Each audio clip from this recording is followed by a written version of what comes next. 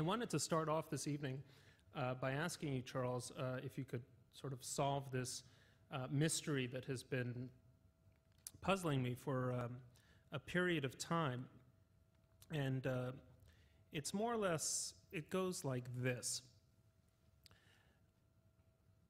On the one hand, we are told that 9/11 was a Mossad-engineered operation.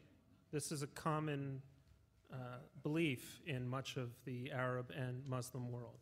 On the other hand, on 9/11, it's indisputable that hundreds of thousands of Muslims, maybe millions, received the news of the attacks with considerable joy. On the one hand, we're told that the Holocaust is a myth. On the other hand, there's a great deal of literature in the Arab world which celebrates the Nazis and Adolf Hitler for the achievement, if you will, of murdering so many Jews.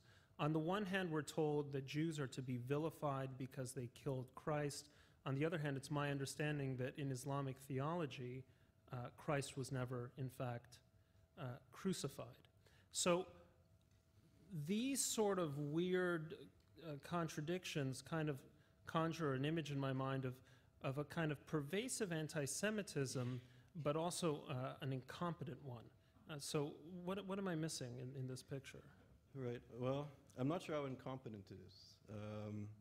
I think this is something that we in the West, intellectuals and human rights activists and scholars and journalists, have kind of neglected to really get a grasp of. And I think when 9/11 occurred and this notion, and I think in Egypt it was 90-odd% of the population believed that Mossad was behind the bombing of the World Trade Center. They're actually pro-Israeli. Let's go ahead. Okay. That this, I think I think Charles Hill is a professor at Yale University.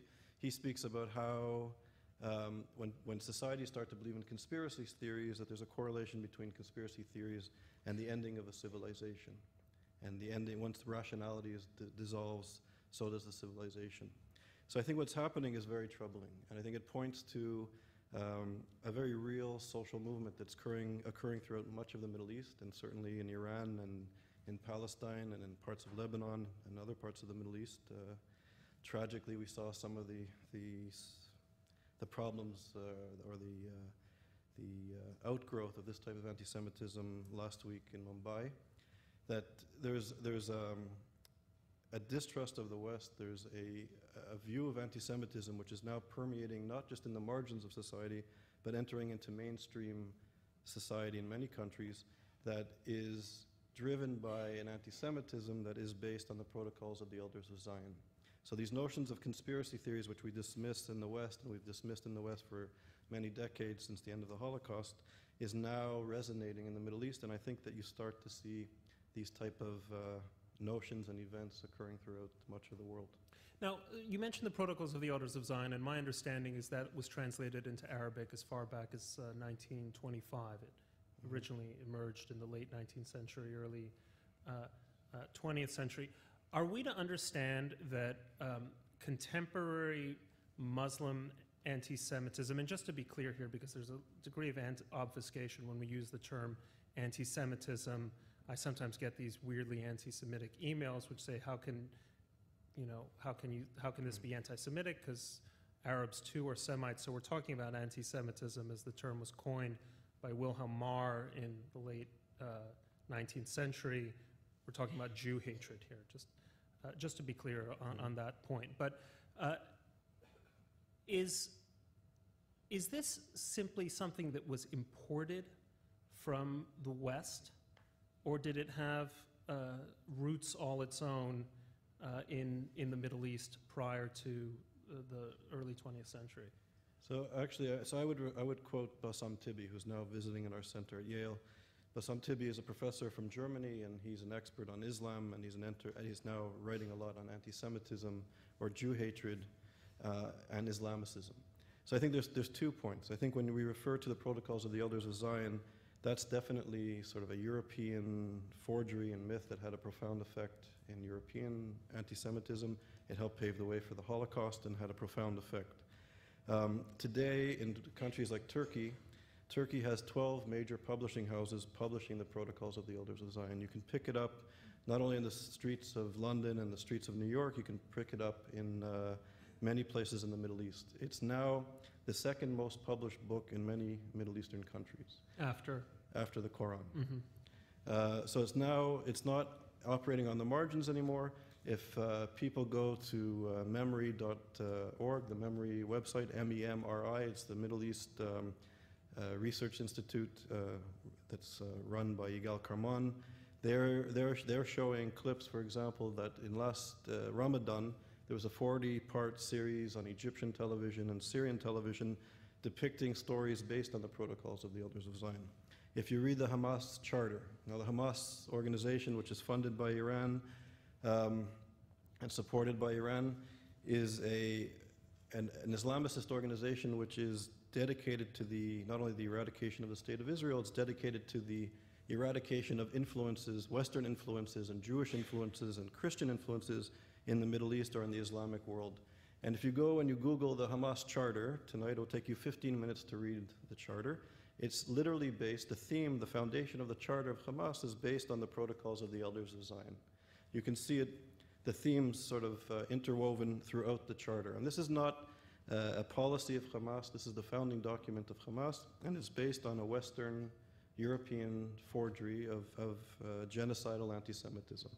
So there's something happening in the Middle East, in the Islamic world, which is troubling. It's now entering from the margins to the mainstream.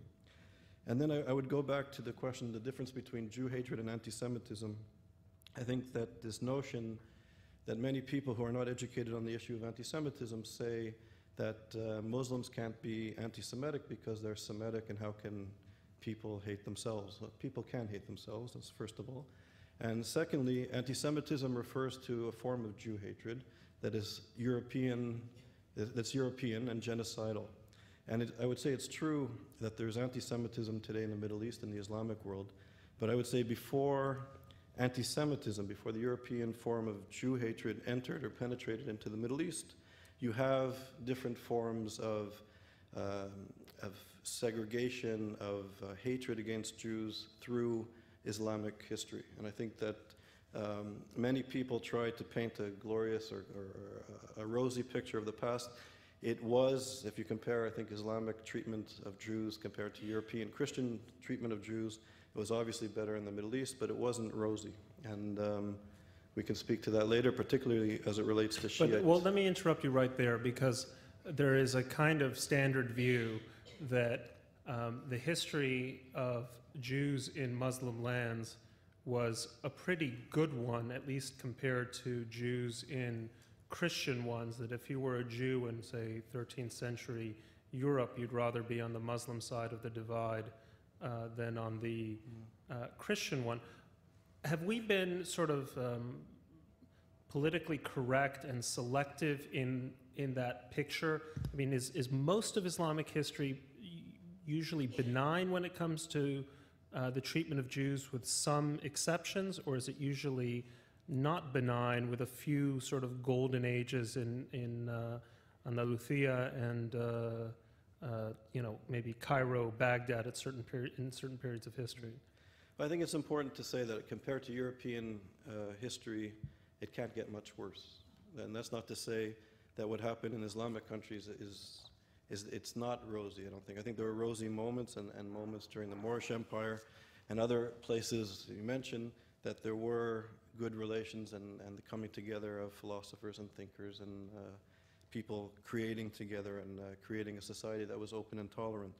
But there are instances in which, and I think traditionally, that Jews were second-class citizens. They were protected. They were considered dhimmi in most instances. So they didn't have the full rights as Muslims and that sort of thing. So they were protected, but they were second-class.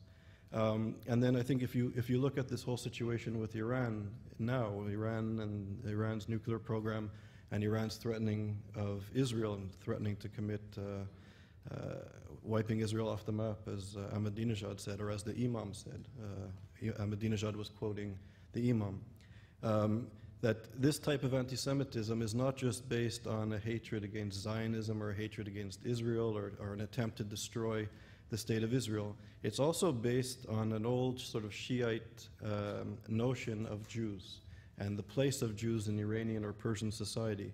And there is a tradition. There were religious rulings that were passed that shows that Jews were not only second-class citizens, but they were impure. And there's a whole bunch of religious rulings, and Danielle Tzadok is somewhere in the audience, who's a scholar now at Yeshiva University, who writes about this very well and very importantly, and how Jews were impure in Shiite tradition. So there's a whole sort of religious rulings, for example, in Persia, about if Jews were impure, they weren't allowed to go out into the rain, because if it rains, the impurity will be washed into the public sphere. So Jews were banned from going outside during rain. And there's a whole sort of, it's almost like Talmudic discourse about, if a Jew is stuck in the rain and if the clothes of the Jew becomes permeated with water and the water starts to drip on the pavement, what do you do with the pavement? So there's a whole religious rulings about what do you do with the pavement of the dripping garments of Jews and that sort of thing. So they actually ruled, there were fatwa rulings that when was this? I believe around the 1700s. This is before the Zionist movement. So they would have to dig up the pavement and dispose of it. So you have these traditions. I recently heard of a woman who moved to the United States from Tehran. She's a Jewish woman who lived in Tehran and had very good neighbors next door to her. And one day their telephone broke, the Jewish woman's telephone broke, and she went to her long-standing neighbor, and they had good relations, and she said she would like to use the phone to phone her father to say that they're home, but the phone is broken. And the woman said, of course, use the phone. She phoned her father, said, we're home, the phone is broken, but everything's okay. The next day, the Jewish woman met the servant, or the cleaning woman of the Muslim household, and the cleaning woman informed the Jewish woman that the owners of the house made them take apart the phone and wash it with alcohol 15 times. So, because she was impure and she touched the phone. So there's levels of impurity, notions of impurity, that are now being fused with the protocols and sort of European notions of anti-Semitism, and also the antagonisms they have towards the state of Israel. And I should say that the antagonisms to the state of Israel from a Islamic or an Islamicist perspective, as you know, is also based strongly on the notion that the other, particularly the impure other, cannot have self-determination on what they consider to be Islamic land. And the state of Israel and the Jewish people are the only other people to have self-determination in the Middle East as we speak. So part of the antagonism to Israel is not just about boundaries, but it's sort of a religious-based notion of groups of people who are considered to be impure having self-determination on what they consider to be entirely Islamic land.